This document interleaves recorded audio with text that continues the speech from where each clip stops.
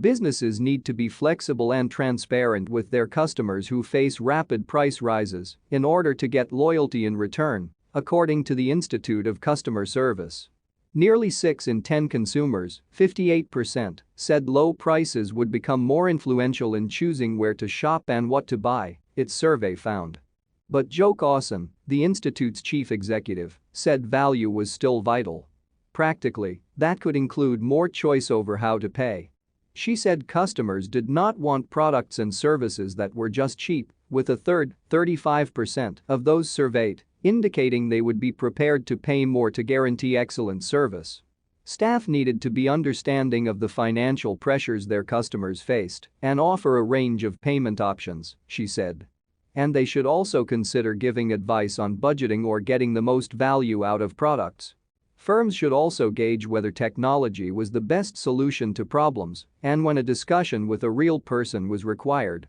The institute questioned 10,000 consumers as part of a regular review of customer service at a time when prices are rising at their fastest rate for 40 years and the costs of energy, fuel and food continue to climb.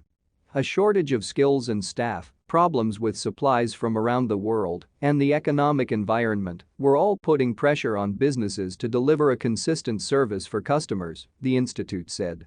Organizations cannot avoid these issues. They will need to develop service strategies that are responsive to evolving customer needs, but also protect short- and long-term business performance, Ms. Causon said. More than 17% of those surveyed were experiencing a product or service problem, the highest overall level since records began in 2008. The quality and reliability of goods and services, in particular, was a growing problem, the survey suggested. The cost of dealing with poor service added to ongoing expenses for businesses.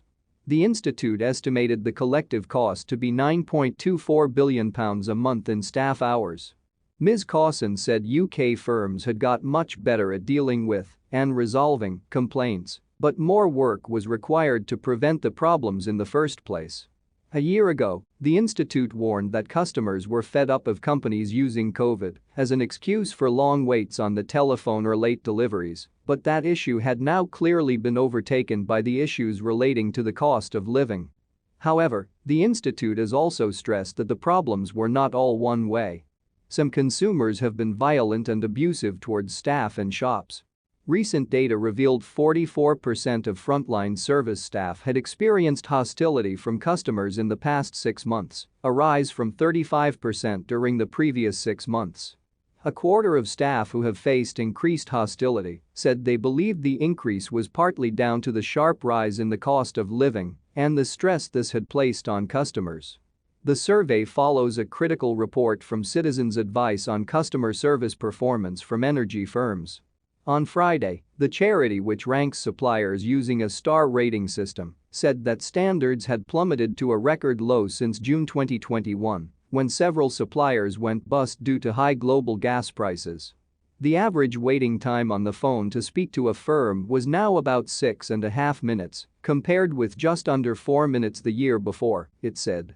It added that standards risked falling further at the same time as prices would rise this winter. This month, the Financial Ombudsman Service and businesses need to be flexible and transparent with their customers.